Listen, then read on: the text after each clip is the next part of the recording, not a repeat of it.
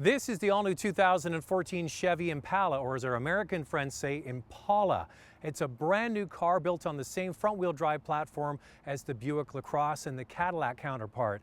This is a big car and it needed to be restyled in a big way, and bam, did they come up with something that really is eye-catching. Chevy and GM are doing some fantastic things.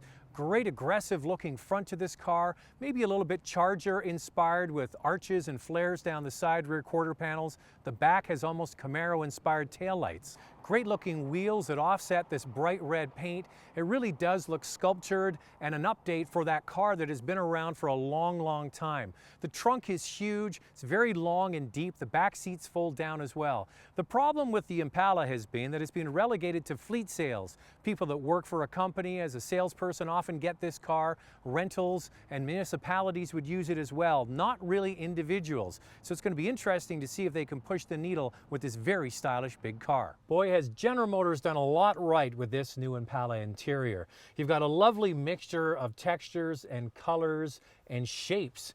The center console is eye-catching right away. You've got big buttons for the radio and the heat controls, which are going to appeal to a lot of the older buyers that might buy this car. You've got a screen behind the steering wheel here for information. The large screen in the center here for using your information. It's the MyLink system, and it's very easy to use. You just push on. It's so simple. There's 3 buttons, one for the radio, one for the phone, and one for navigation. You can even slide the screen up. Push a button here. The screen slides up, and you can put your phone in there and plug it in, and then you push the button and the screen slides right back down again. Below that, you'll see this brushed or textured looking aluminum surface for the cup holders and also where the switches are. The seats are covered with a 2-tone pleather and also Alcantara or fake suede. The back seat is absolutely limo-like. You can sit in there with tons of legroom. You can even slouch down. This car is big for 5 full-grown people. So when you look at the dimensions of this car, it's big, it's almost luxurious, and it comes very nicely equipped. The base price of this Impala is right in the meat of the mid-size market, $28,000. To get this 2LT with the V6 option takes you to $32,000, and you can run up to about $39,000 for a fully equipped model. But most people are going to shop in that 1LT, 2LT price range and either get the 4-cylinder or the 6-cylinder. And that's what we're going to test out today, the V6 in the Impala. So the base engine of the Impala is a 2.5-liter 4-cylinder with direct injection.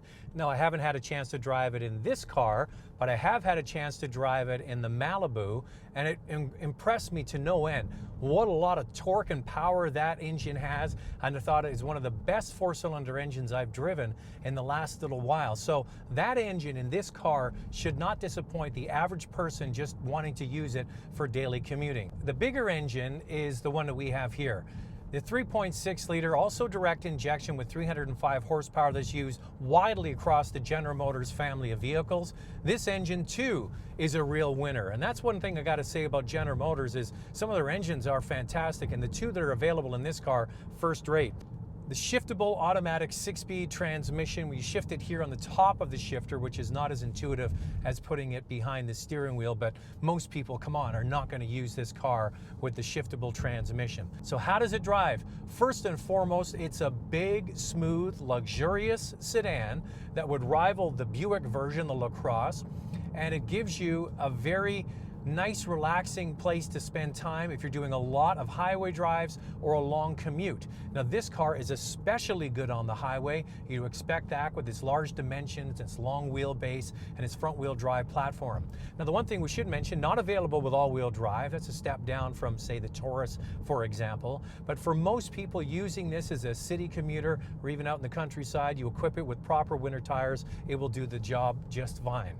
Handling, well, this is not the car you would choose to get up early and go carving through canyons on a Sunday. No, this is a big, comfortable car that is actually really quite sure-footed. You can put it into big sweepers on the highway with ease, even throw it into corners. It's not the most responsive car, but you know what? They've done a very nice job of giving you the luxury, the quietness, road manners, and 2 very capable engines.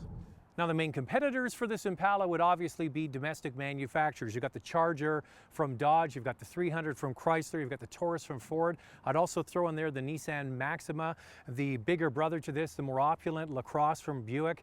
It really is a nice car. The one thing I want you to think about is if you're in the market, say, for a Toyota Avalon, or maybe the smaller Malibu, or another mid-size car like a Camry or an Accord, you can step up to this car and get limo-like dimensions in the backseat, a massive trunk, fantastic road manners, especially on the highway, and options of a 4 or 6 cylinder engine. Great styled car as well. GM is doing a lot right with this vehicle. The problem is, are people going to embrace a full-size sedan like this Impala? Many people, they're thinking, I'm going to spend $35,000, I'll just get a mid-size SUV like a Ford Edge, something like that. Great effort from Chevrolet. Let's hope that this car catches on.